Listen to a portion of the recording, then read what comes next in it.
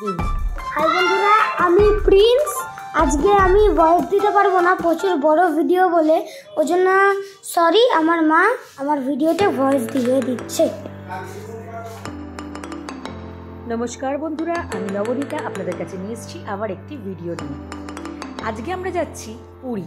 প্রত্যেক বছর আমরা পুরীতে যাই, এই নিয়ে আমাদের টানা 12 বছর যাওয়া হচ্ছে।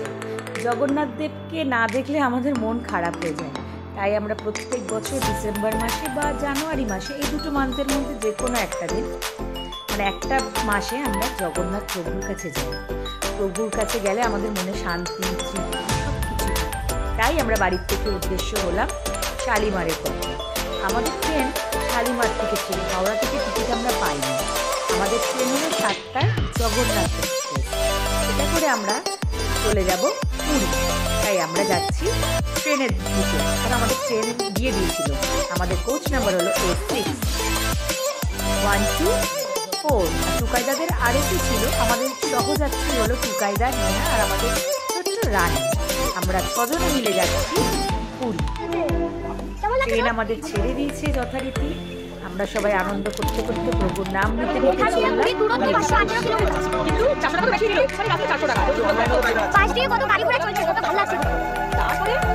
আমাদের তো অবস্থা খারাপ, আমাদের তো অবস্থা করতে করতে ট্যাক্সি লেট ছিল, ওই জন্য ধরা যেত না। আমি তো আমাদের সাথে কথা আসছি না, ওটা ট্রেন চলে গেছে।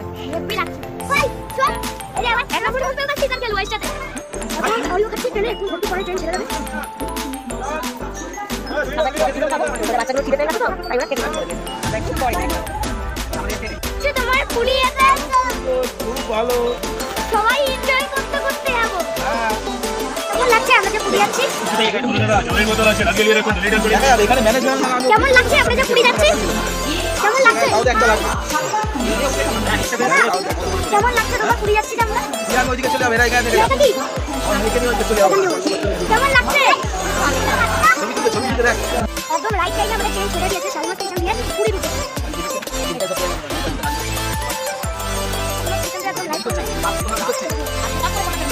এখন বাজে হচ্ছে 7টা 12। আমরা রাইট শালিমার স্টেশনের বাইরের দৃশ্য। এখন এই আছি, 7টা 5-এ ট্রেন ছেড়ে দেবে। তোমরা কেমন আছো? আশা করি সবাই ভালো আছো আর সুস্থ আছো। এখন আমরা শালিমার স্টেশনে আছি, ট্যাক্সি পাচ্ছিলাম না সিটির মধ্যে। প্রথমে সিটির মধ্যে হাওড়া এসেছি, হাওড়া দিয়ে আবার ট্যাক্সি করে শালিমার এসেছি। এখন আমরা যাচ্ছি পুরী। এদিকে আয়, এদিকে তাকা, এদিকে। এটা হচ্ছে আমার বনু, এরকম মুড একটু অফ আছে। ট্যাক্সিতে একটু ঘুমিয়ে পড়েছিল, বলেছে খেলবে। হাওড়া থেকে আবার আমার ছেলে তার নিজের গলায় আপনাদেরকে বলতে বলতে নিয়ে এসছে এবং দেখাতে দেখাতে। এখন সে ব্যস্ত হয়ে গেছে তার ছোট্ট বোনের সাথে খেলতে। দুজনেরা একে অপরের সঙ্গে খেলছে, আম পাতা জোড়া জোড়া, ইকিমিকি যাবতীয় ছোটোবেলাকার সব জিনিস তারা খেলে সময় কাটাচ্ছে। তাদের আজকে কত আনন্দ, তারা গিয়েই সমুদ্রে নেমে যাবে স্নান করতে। আমার ছেলে তো ভীষণ এক্সাইটেড, কবে কতক্ষণে গিয়ে সে সমুদ্রে নামবে সেইটার জন্য।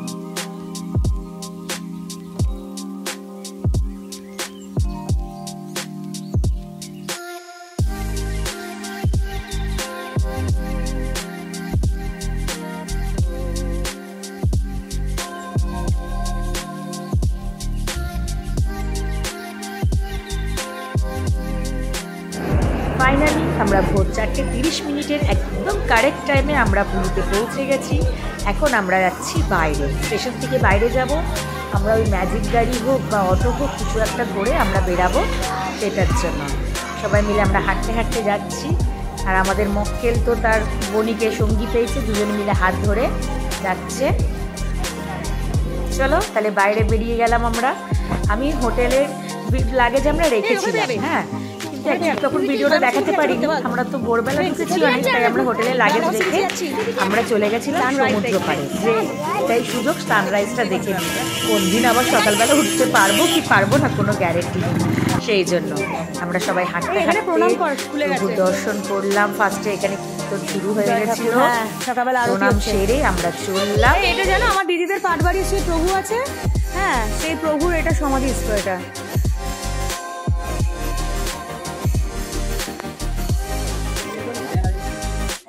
যেন গড়িয়ে না যাস দুজনে, একটু হাত দেখা দুজনে। চল আলোটা আলোটা ওই দাও আমি বল।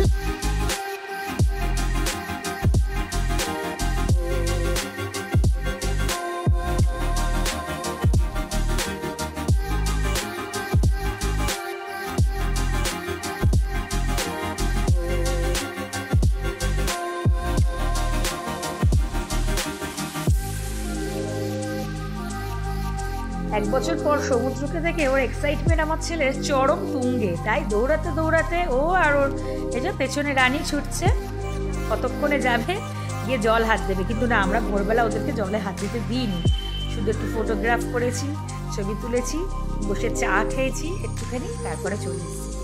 তারপরে আমরা চেয়ার ভাড়া করে নিলাম ওখানে গিয়ে, যে বসে একটু চা খাবার, সুন্দর সমুদ্রের দৃশ্য দেখব। সবাই মিলে চাটা খেয়ে ভাবলাম একটুখানি আমরা চলে যাই সমুদ্র দেখতে।